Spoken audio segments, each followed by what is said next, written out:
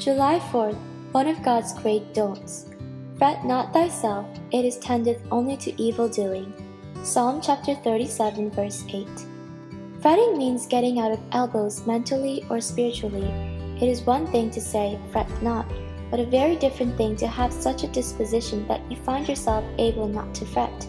It sounds so easy to talk about resting in the Lord and waiting patiently for Him until the nest is upset, until we live, as so many are doing, in tumult and anguish. Is it possible then to rest in the Lord? If this don't does not work there, it will work nowhere.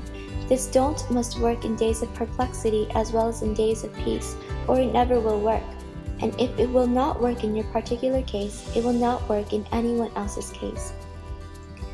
Resting in the Lord does not depend on external circumstances at all, but on your relationship to God Himself. Fussing always ends in sin.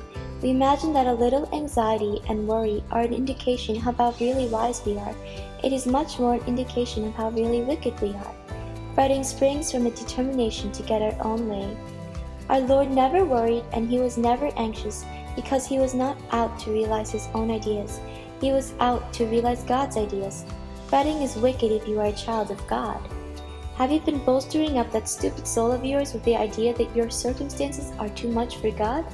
Put all supposing on one side and dwell in the shadow of the Almighty. Deliberately tell God that you will not fret about that thing. All our fret and worry is caused by calculating without God.